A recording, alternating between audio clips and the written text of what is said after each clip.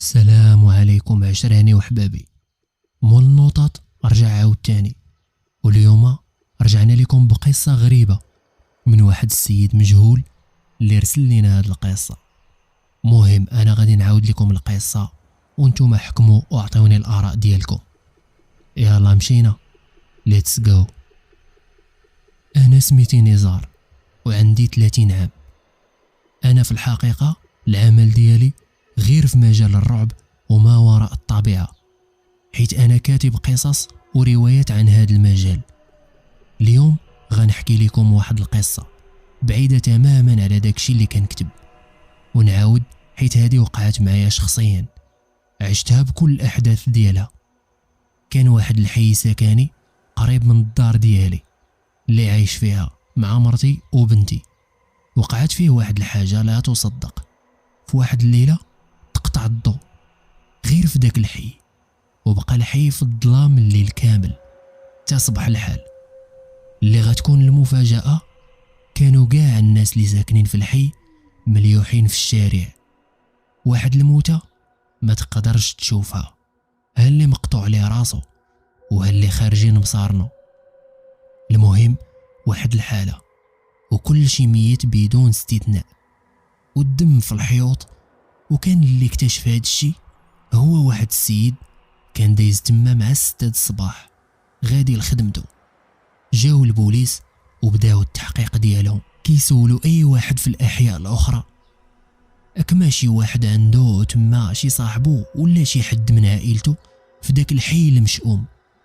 مي الغريب في الامر ان داك الحي السكان تاعو ما كانش عندهم مع الناس الاخرين والو، عايشين غير بوحدهم.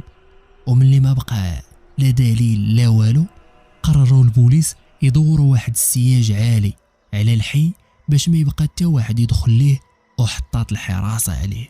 بداو البوليس في لاكارد، مي غير صبح الحال دوك البوليس صبحوا مقرضين كاملين طراف طراف ومرميين في الارض، وكان مكتوب في الحيط بالدم: بعدوا منا الا بغيتو نبعدو منكم. المهم قصتي غتبدا هنا ملي سمعت بهاد الحي، وانا معروف بالفضول تاعي اللي غادي يخرج عليا بالبيان. المهم بديت كنسول في الاحياء اللي حداه، مي والو ما لقيت حتى شي جواب. بنادم عارف شحال من حاجه مي خايف ومخلوع. ما عرفتش مناش اللي سولتو كيدير فيا واحد الشوفه وكيقول لي اش بغيتي عندهم. هما كانوا يستاهلوا، ما وقع عليهم هما اللي قلبوا عليه. صافي هاد الجواب اللي سمعته اكثر من مره هو اللي خلاني انني قررت ندخل للحي. مع الفجر مشيت هاز في يدي بيل وغادي نقزت الصور وبديت تنتمشى ناري على ريحه ومناظر. زدت شويه كيبان لي واحد السيد واقف وسط الشارع.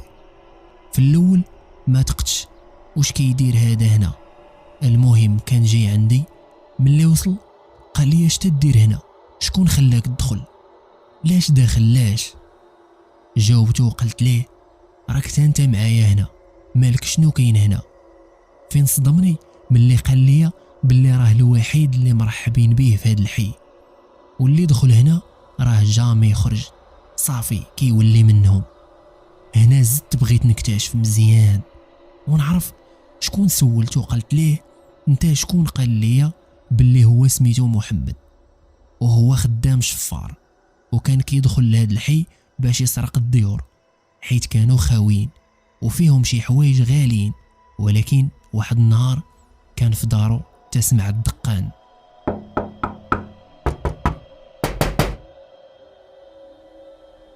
المهم سيادي هنا غادي نحبسو، وغادي يكون هذا هو الجزء الاول ديال القصه، وتسناو ان شاء الله الجزء الثاني من القصه حيت قصه مشوقه بزاف. وما تنساوش تقولوا لنا الاراء ديالكم في الكومونتيرات وتعطيونا افكار جداد الا بغيتو نخدموا عليهم.